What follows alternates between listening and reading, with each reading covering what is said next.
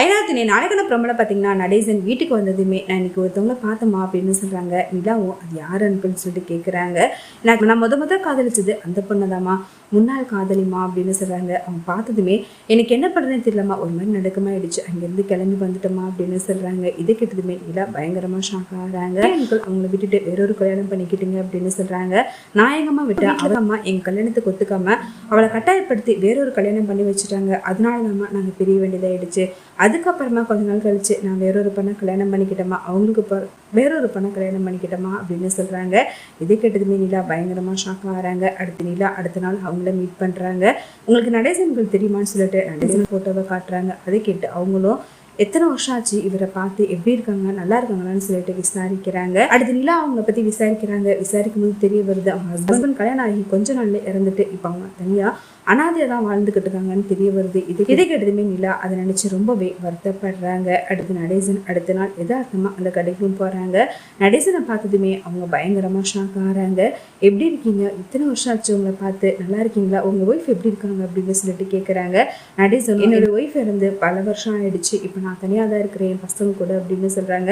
உங்களுக்கு பசங்களாக இருக்காங்களான்னு சொல்லிட்டு கேட்குறாங்க. எனக்கு பசங்களாக இருக்காங்க, எனக்கு மருமக கூட இருக்கிறா அப்படின்னு சொல்லிட்டு பசங்களுடைய ஃபோட்டோ காட்டுறாங்க. அதை பார்த்துட்டு அந்த லேடியும் பயங்கரமாக சந்தோஷப்படுறாங்க. இதெல்லாம் இந்த விஷயத்த சோழன் கிட்ட சொல்கிறாங்க. சோழன் இதை கேட்டு பயங்கரமாக டென்ஷன் ஆகிறாங்க. அந்த ஒரு ஆளுக்கு எத்தனை பொண்டாட்டி தான் இருக்கும், ஏன் இந்த ஆள் இப்படி இருக்கான்னு சொல்லிட்டு சோழன் பயங்கரமாக கோவப்படுறாங்க. நிலாவோ தயவு செய்து தப்பாக பேசாதீங்க, அவர் வாழ்க்கையில் நடந்த சுச்சுவேஷன் அப்படின்னு சொல்லிட்டு புரிய வைக்கிறாங்க. அடுத்து பாண்டி வானதி கிட்ட சோழன் இது மாதிரி டிவி வாங்கிட்டு வந்தாங்கிற விஷயத்த சொல்லி சந்தோஷப்படுறாங்க. வானதியோ ஒரு 20,000 டிவி வாங்கிட்டு வந்திருக்கா, இவ்வளோ சொல்லி சந்தோஷப்பட்டுக்கிட்டு இருக்க, உடனே இது எல்லாத்துக்கும் காரணம் அவங்க அண்ணிதான்னு சொல்லிட்டு ரொம்ப பெருமை பேசாத அப்படின்னு சொல்லிட்டு கோவப்படுறாங்க. பாண்டியோ எதுக்காக நீ அண்ணி எடுத்தாலே உனக்கு இவ்வளோ கோவம் வருது அப்படின்னு சொல்லிட்டு ஒரு பக்கம் வானதியை திட்ட ஆரம்பிக்கிறாங்க. கூட சண்டை போடுறாங்க. இதுக்கப்புறம் என் குடும்ப விஷயத்தை எதுவுமே அவங்ககிட்ட நான் சொல்லக்கூடாது முடிவு எடுத்துட்டு வானதி அப்படின்னு ரொம்பவே உறுதியா சொல்லிடுறாங்க. ஒரு பக்கம் சந்தா சேரனுக்கு கால் பண்றாங்க. எங்க வீட்டுல அவசரமா எனக்கான கல்யாணம் ஏற்பாடு பண்றாங்க, ஏன்னா எப்படியாவது என்னுடைய மாமாவுக்கு கல்யாணம் வைக்கிறேன்னு சொல்லிட்டு எல்லாரும் முடிவு பண்ணி அதுக்கான ஏற்பாடு பண்ணிக்கிட்டு இருக்காங்க, தயவு செய்து என்னை காப்பாத்தீங்க அப்படின்னு சொல்லிட்டு சேரன் கிட்ட சொல்லி ஃபீல் பண்ணி அழுகுறாங்க. சேரனும் எதை நினைச்சு கவலைப்படாத சந்தா, உன்னை எப்படியாவது அங்கிருந்து நான் காப்பாற்றி கூட்டிட்டு வந்துடுறேன் சொல்லிட்டு ஆறுதலாக பேசுறாங்க.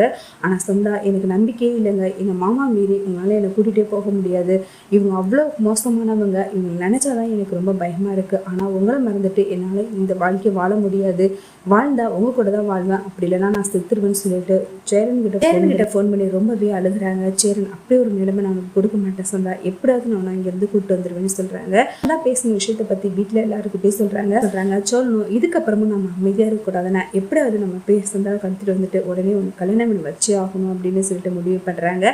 பாண்டியனும் நானும் வரேன்னு சொல்லிட்டு சேரன் சோழன் பாண்டியன் 3 பேரும் சந்தா இருக்கிற இடத்த தேடி போகிறாங்க.